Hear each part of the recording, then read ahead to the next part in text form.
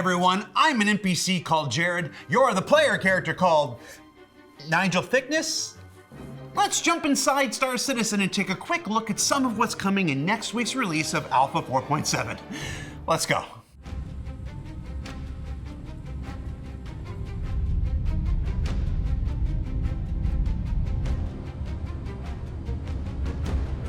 Now, the big headline feature in Alpha 4.7 is our new operation, Breaker Stations, also referred to as the artist formerly known as Rockcracker.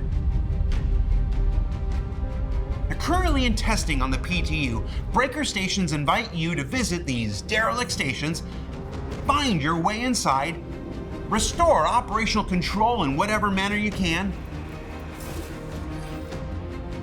clear out some baddies, because there's always some baddies, and then attain your reward, which in this case is a bunch of cool minerals you have to fly inside an asteroid to retrieve.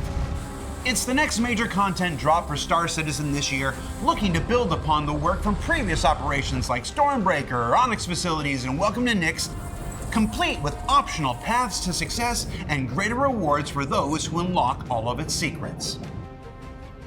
But these Breaker Stations also come with a unique twist. There are exclusive and contested versions available to all players.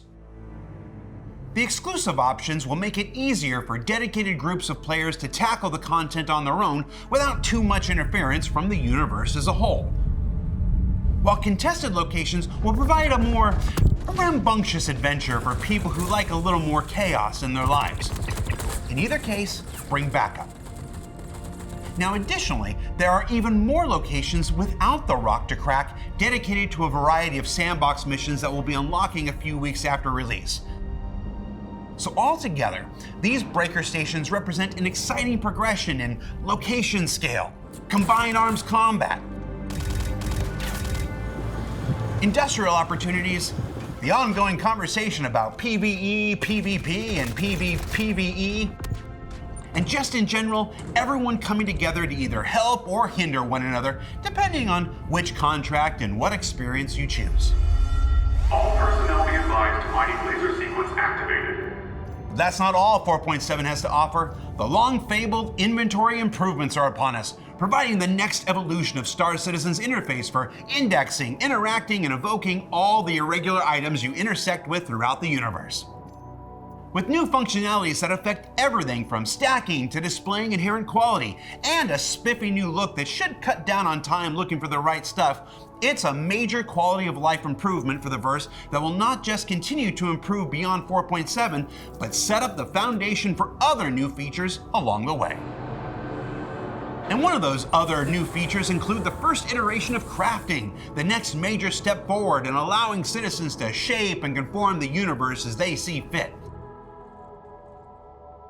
What starts with customizing an FPS item to handle and perform the way you'd like is the beginning of a journey throughout this year that will bolster the agency and combine the efforts of all players throughout every aspect of Star Citizen's gameplay. Whether you're the miner who collects raw materials, or the salvager collecting unique components, the refinement specialist producing the highest grade commodities, or the long-haul trucker delivering everything to where it's needed most. The mercenary who hunts for the latest and rarest blueprints, or the combat specialist who serves as both client and protector, the crafting journey that begins here with Alpha 4.7 is an essential element to realizing the living, breathing, interactive universe that we've been building towards, and is one of the most exciting additions to the universe this year.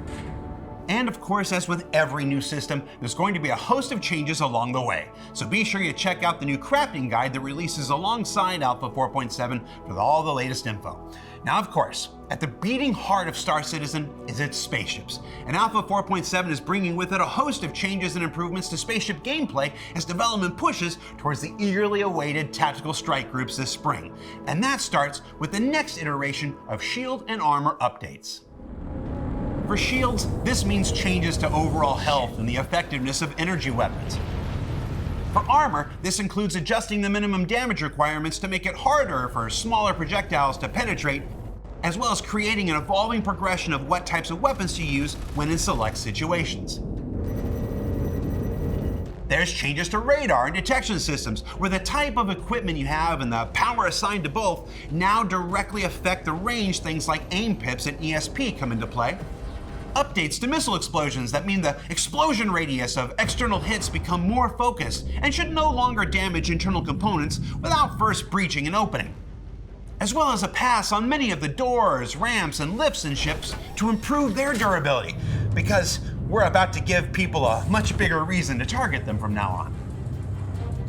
And of course, if you've been on PTU the last few weeks, you've already seen how much these values have fluctuated. That's all part of the process of taking advantage of the testing at scale that you provide us. Now, as with all balance-related feature changes, these will continue to be tested and adjusted on PTU after this is aired, and even beyond our live release. So be sure you check out the patch notes for the latest details, and keep the feedback on Spectrum and Issue Council coming. Also in 4.7, there's new factions to encounter, new space stations to explore, new armors to be acquired, expanded salvage contracts, and hey, don't forget, the story of Alpha 4.7 doesn't end with its intended release next week. That's because there are still several point patch content drops between now and Alpha 4.8 in May, including Alpha 4.7. Point 1. He means 471. Which is about 2 weeks after that, with the newly redesigned Hull B, which we'll reveal in about 2 weeks. Oh, the Grey Cat UTV, which we can show you now. Yay! Hey, little guy.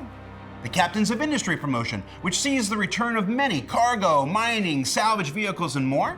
And then in 4.7.2, about 2 weeks after that, that's where Nyx expands once again with a whole host of new missions, including the return of courier and delivery assignments, bombing runs, and those delightful destroy item engagements as they all come into play using the rockless breaker stations that we talked about before.